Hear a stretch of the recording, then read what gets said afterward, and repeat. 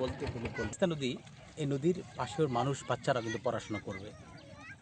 ছোটো ছোটো বাচ্চারা যাদের প্রাইমারি শিক্ষা লাগবে তারা কোথায় পড়াশোনা করবে? তাহলে এখান থেকে এই পাশে কাউনিয়া, এই পাশে রাজারহাটের অঞ্চল, মানে যেখানেই যাই না কেন, মানে জায়গাটা খুবই দুর্গম। নৌকা, তারপরে পায়ে হেঁটে যেতে হবে প্রায় 10 থেকে 12 কিলোমিটার, তাও চরের রাস্তা, 2 থেকে 3 ঘন্টা লাগবে। কিন্তু সেই অঞ্চলেও একটা প্রাইমারি স্কুলের খোঁজ পাওয়া গেছে, আমরা দেখতে পেলাম। এই যে একটা প্রাইমারি স্কুল, সূর্যের বিপরীতে তুললে ভালো হবে। এটাও কিন্তু পাকা নয়, একদম টিনের চৌচলা ঘরের স্কুল। সেই স্কুলটা আমরাও একটু ভিজিট করতে চাচ্ছি, আসলে যে স্কুলটা কী অবস্থায় আছে, কেমন আছে, কেমন চলছে স্কুলের পড়াশোনা, সবদের সাথে আমরা কথা বলবো।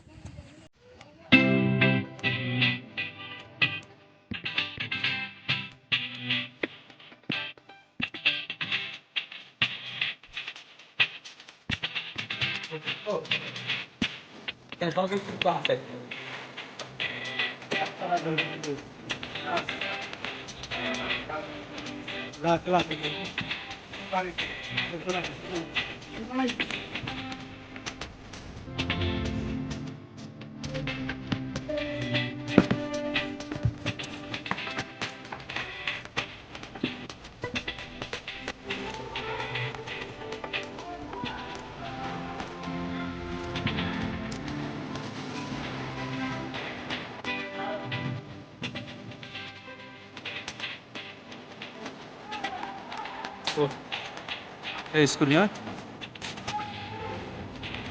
স্কুলের ক্লাসরুম।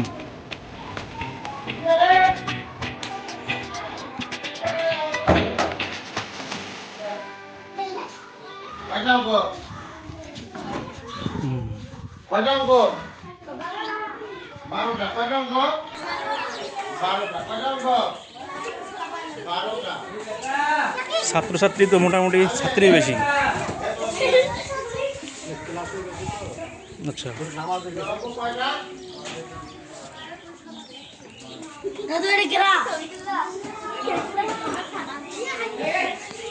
এটা কোন ক্লাস? এটা ক্লাস 3। বাচ্চা কাছে এই কয়জনই? দুজন আসে নাই। আচ্ছা, ওয়ালাইকুম আসসালাম, ভালো আছেন? আছি আলহামদুলিল্লাহ। সব মিলিয়ে বাচ্চা কাছে কতজন এখানে? ওয়ালাইকুম আসসালাম। সব মিলে প্রায়। ওয়ালাইকুম আসসালাম। এই ক্লাসে মানে বাচ্চা বেশি আছে না? না, এটা নামাজ। ও নামাজ ঘর। আচ্ছা আচ্ছা, সরি।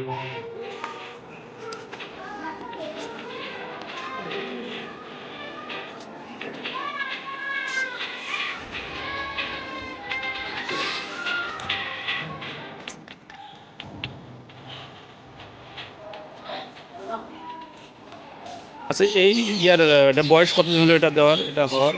এটা বয়স 4 বছর পার। 4 বছর। এগুলোতে বাচ্চারা থাকে নাকি ক্লাস হয় এগুলোতে? এটা এটা হলো হাফেজি মাদ্রাসা। ও, এটা মাদ্রাসাও আছে এতে? আর এই বাচ্চারা বুঝলেন এখানে নামাজ পড়তে গিয়ে সব হাফেজি। আচ্ছা আচ্ছা। এদের খাওয়া দাওয়া এখানে। এরা এখানে খায়, এখানে ঘুমায়, এখানেই পড়াশোনা করে। এরা বিভিন্ন জায়গা থেকে আসে, তাই না? ধরেন এদের পরিবার হচ্ছে বিভিন্ন জায়গায়, ধরেন কাউনিয়া অথবা পাশাপাশি কুড়িগ্রামের যেখানে যারা মানে বাচ্চা যেগুলো আছে, হ্যাঁ, সব জায়গারই। যারা অবহেলিত, যারা শিক্ষার অভাব, মানে শিক্ষা পর্যাপ্তভাবে পায় না, হ্যাঁ, তাদের জন্য বাচ্চাগুলো এখানে পাঠায় এরা। এবং পাশাপাশি আপনিও দিতে পারবেন। আচ্ছা, এখানে থাকা খাওয়া সম্পূর্ণ ফ্রি? অরফান যেগুলো বাপ মাও নাই তাদের ফ্রি। মানে এতিম বাচ্চাদের? এতিমদের। খুব ভালো। আর যেগুলোর বাপ মা আছে তাদেরকে কিছু করে টাকা নেওয়া হয়। মানে যে সমস্ত বাচ্চাদের সচ্ছলতা, পরিবার সচ্ছলতা আছে তাদের কাছে টাকা নেওয়া হয় আর কি, অল্প পরিমাণে। আর যারা এতিম তাদেরকে ফ্রি পড়ানো হয় এখানে। 500, 1000 এরকম করে টাকা দেওয়া হয়। হ্যাঁ। আর যেগুলো ইটিম, এখানে শিক্ষক কতজন আছে? শিক্ষক আর 5-7 জন আছে। 5-7 জন।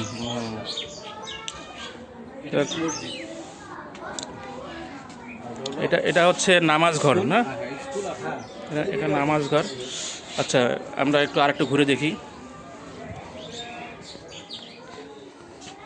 এখানে হচ্ছে বাচ্চারা গোসল করে। বাথরুম, এখানে রান্না বান্না করা হয়। রান্না বান্না করে কি এখানে? আমি করি। ও, আপনি এখানকার ইয়া কি রান্না বান্না করেন? যাক। আচ্ছা, দুপুরে কি রান্না? এগুলো কাদের জন্য খাওয়ানো হয় এগুলো? ওই যে এই বাচ্চাদের বাচ্চাদের দুপুরে খাবার আমরা 3 বেলায় খাবার। 3 বেলায় বাচ্চা যারা এখানে বাচ্চাদের 3 বেলা রান্না হয়। আর রান্না মোটামুটি বেশ পরিষ্কার পরিচ্ছন্ন আছে। যা এখানে এটা অবশ্য এখানে দেখলেন ইতিম বাচ্চা, বাপ মা নাই, বা হয়তো মা আছে বাপ নাই, সমস্যা মানে বাপ আছে মা নাই, এগুলো ফ্রি খাওয়া। মানে খাবারটা কি ধরনের হয় এখানে? এখানে সপ্তাহে মানে 3 দিন মাংস, সপ্তাহে সপ্তাহে 3 দিন মাংস না? 2 দিন মাছ, 2 দিন ডিম। সকালের খাবারটা কি হয়? হালকা সকালকার খাবারটা ডাল ভাজি, ডাল ভাজি হয়, হ্যাঁ। আর দুপুরে মাছ অথবা মাংস, যে মাছ বা মাংস বা ডিম। আর রাতে রাতেও ওই ডাল ভাজি। এখানে কি রাতেও থাকে বাচ্চারা যেগুলো একেবারে মানে এদের ছুটি 15 দিন পর পর। ও তাও ওই বৃহস্পতিবার দিন বিকেলে ছুটি দিব, শুক্রবার দিন বিকেলে আসতে হবে। শুক্রবারের দিন বিকেলে আসতে হবে। আমরা এমন একটা প্রজেক্টে দাঁড়িয়ে আছি, তা মহৎ একটা চরের মাঝখানে মহৎ একটা প্রজেক্ট বলা যায়, যেখানে এটা হলো প্রাইমারি স্কুল আর এটা হলো মাদ্রাসা। প্রজেক্টের নাম হোম ফর হোমলেস প্রজেক্ট, স্বনির্ভর প্রজেক্ট, বাসমা, যেটাকে বাসমা। বাসমা বাংলাদেশ। আমি হোম ফর হোমলেস প্রজেক্ট আকারে খুঁজে পাইনি, স্বনির্ভর প্রজেক্ট সবাই বলে এটাকে বাসমা প্রজেক্ট। আসলে আমি গুগলে সার্চ করে দেখব যে বাসমা প্রজেক্টটার আমার খুব ভালো জানা নাই, কোন দেশি বা কোথাকার প্রজেক্ট সেটা হয়তো আরও কিছু ঘেটে আমরা এক সময় বলতে পারবো। এটা মাদ্রাসা। না, ওই যে ওইটা মাদ্রাসা। ও, এটা মাদ্রাসা তাই না? এটা আমাদের অফিস। জায়গা ঢোকার ভিতরে ঢোকার আমাদের একটু এটা মাদ্রাসা। এখানে বাচ্চারা মানে রাত্রেবেলা ঘুমায়। থাকা, ওই যে একটা করে বাচ্চার একটা করে যে ট্রাঙ্ক। এটা হলো বলা যায় এটা হলো থাকার জন্য আবাসিক, এটা আবাসিক। বাচ্চারা এখানেই লেখাপড়া, এখানেই সব কিছু। ওইদিকে ক্লাসরুম, এটা হচ্ছে মাদ্রাসার বাচ্চাদের জন্য এখানে থাকা এবং ঘুমানোর জায়গা। আমাদের সময় তাই না, এখানে তো পড়াশোনা করে বাচ্চারা তাই না? নামাজ পড়ে আসি, ফিরে এখানে ঢুকি। আচ্ছা আচ্ছা, এখানেই পড়াশোনা করে। এখানেই পড়াশোনা সব কিছু। এটা কি হাফেজি মাদ্রাসা? হাফেজি হাফেজি মাদ্রাসা। এখানে বাচ্চা দেখেন এখানে থাকা, খাওয়া এবং এখানে ঘুমানো। এরা এখানে কতজন বাচ্চা থাকে? এখানে আছে বর্তমানে আছে 24 জন বাচ্চা। বর্তমানে 24 জন বাচ্চা এখানে থাকার ব্যবস্থা আছে। তো পরিবেশটা খুবই সুন্দর এবং খুবই স্বাস্থ্যকর এবং পরিষ্কার পরিচ্ছন্ন।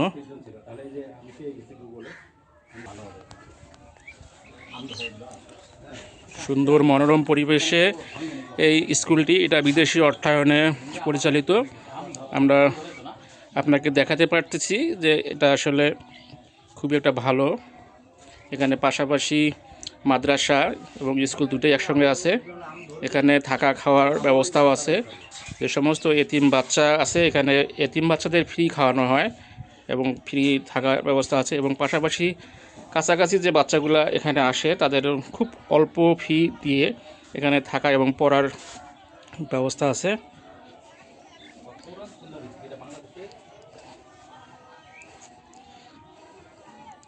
এটা এখানে আমরা জানতে পারছি যে এটাতে আরও উন্নত ধরনের থাকার ব্যবস্থার চেষ্টা চলতেছে।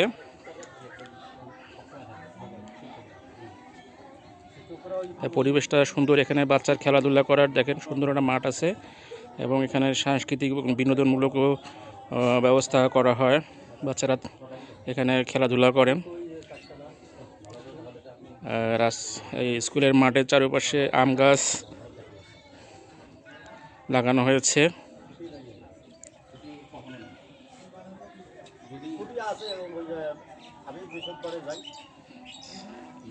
এখানে আমাদের এক চাচা আছেন, ইনি এখানে তত্ত্বাবধানে আছেন। টিচারদের সাথে একটু কথা বলবো। হ্যাঁ, টিচারদের সাথে একটু কথা বলবো। চাচা আমাদের এখানে রান্না করেন। এখানে না উনি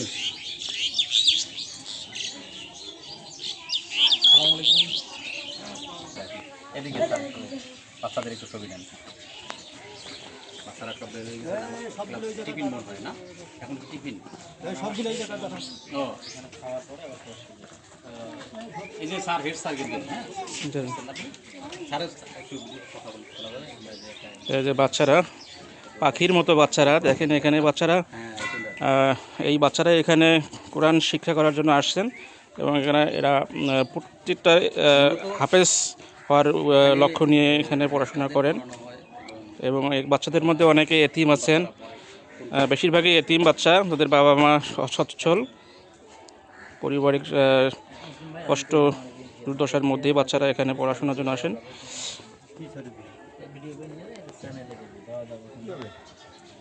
প্রচার করতে দেবে না? দিবে আচ্ছা যাই হোক, যদি না হয় দিব না, অসুবিধা নেই। না দিবে স্বনির্ভর একটা প্রজেক্ট, হ্যাঁ ভালো একটা উদ্যোগ। তো এই উদ্যোগটা আসলে এই জায়গাটা আছে আমরা কখনো জানি না, এখানে কাউন্টিতে অলওয়েজ আছি আমরা, কিন্তু আমরা জানি না যে এত সুন্দর একটা জিনিস আছে এখানে, যে এত সুন্দর কোমলমতি বাচ্চাদের এখানে পড়ানো হয়। আচ্ছা এখানে শুধু কি ছেলে বাচ্চাদের, মেয়ে বাচ্চাদের পড়ানো হয় না? মেয়ে বাচ্চাদের আরবি মেয়ে বাচ্চা আরবি মেয়ে বাচ্চারা, বিকেলে আবার মহিলা আছে, মহিলা আছে, সকাল বিকেল দুটো দিলে মানে এখানে কোন ক্লাস পর্যন্ত পড়ানো হয়? এখানে পঞ্চম শ্রেণী তার মানে পঞ্চম শ্রেণীর পরে এই যে এই প্রত্যন্ত অঞ্চল থেকে বাচ্চারা তো বিভিন্ন অঞ্চল থেকে আসছে, এই অঞ্চলের বাচ্চারা ক্লাস 5 পার হয়ে গেলে তারা কি কোথায় পড়াশোনা করে? এখানে তো তারা শস্যাবাড়িতে যায়, ওই পার নদী পার হয়ে যেতে হবে, নদী পার হয়ে নাহলে কাউনিয়া যায়। কাউনি, কিন্তু এখানে দুর্গম, দুটোই কিন্তু যেদিকে যাক না কেন দুর্গম এলাকা, এখান থেকে যেতে হলে বর্ষাকালে যাওয়াটা খুবই দুষ্কর হবে।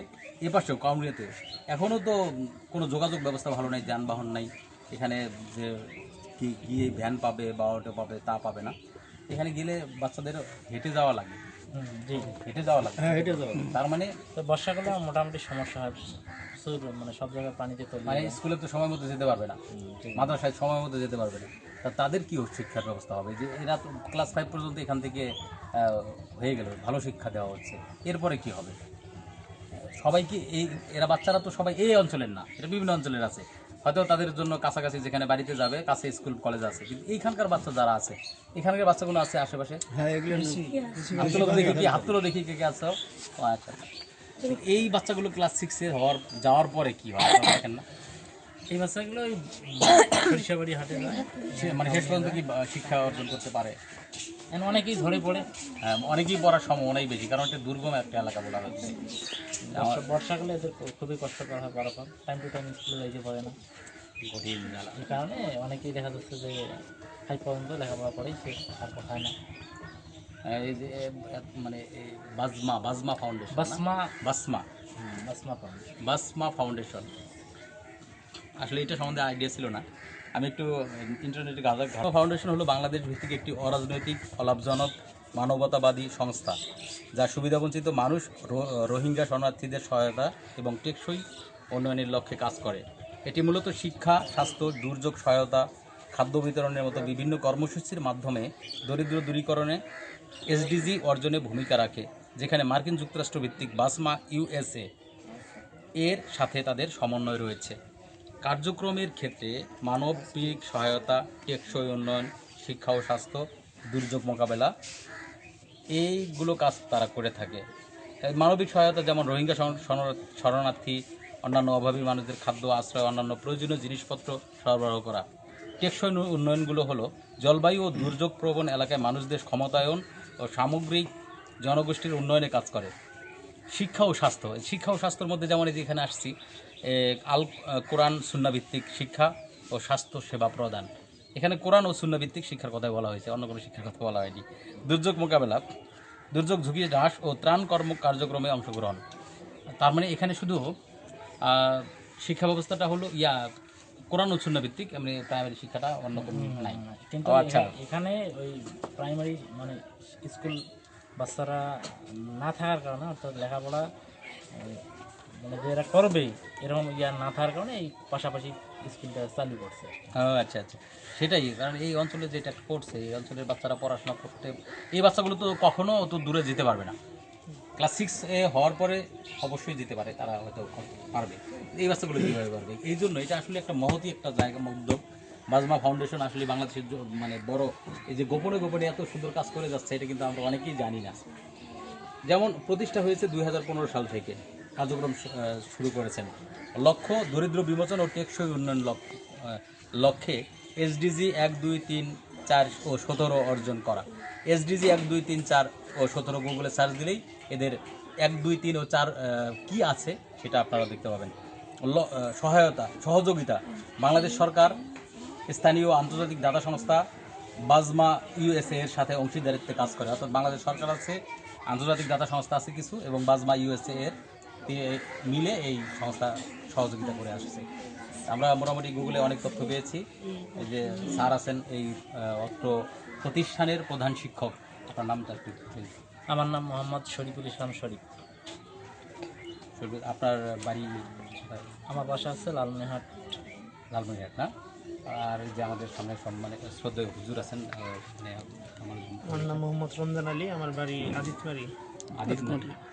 আর বেসিক্যালি আপনি কি মানে এখানে কি ক্লাস? আমি হেফস বিভাগে হেফস বিভাগে দায়িত্বে আছেন। হেফস বিভাগ। তোমরা কি খাওয়া দাওয়া করছো সবাই? খাওয়া দাওয়া কখন করো? এখনই করবে? তাহলে তোমাদের একটা তো টাইম আছে, নির্দিষ্ট টাইমে তোমরা চলাফেরা করো। আমরা তো তোমাদের টাইম নষ্ট করে ফেললাম অনেক। হ্যাঁ, এখন তোমাদের রান্নাবান্না আছে, আমি যতটুকু শুনলাম যে এখানে রান্নাবান্না হয়, 3 বেলায় তাদেরকে খাওয়ানো হয় এবং ভালো খাবার দেওয়া হয়। হ্যাঁ, সেটাও আমরা শুনছি ওই আমাদের রাধুনী কাকার কাছে। উনি যথেষ্ট সহযোগিতা করলেন আমাদেরকে তথ্য দিয়ে। তো তাহলে তোমরা কি এখন খাওয়া দাওয়া করো, তারপরে পড়াশোনা করো যে রুটিন মাফিক।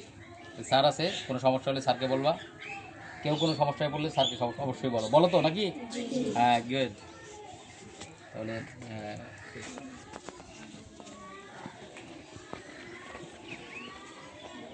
ও আচ্ছা, আমাদের কি 13 জন স্টাফ। তার মধ্যে এটা হলো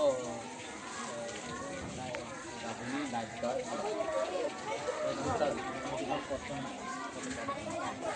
সিকিউরিটির দায়িত্বে খাওয়া দাওয়া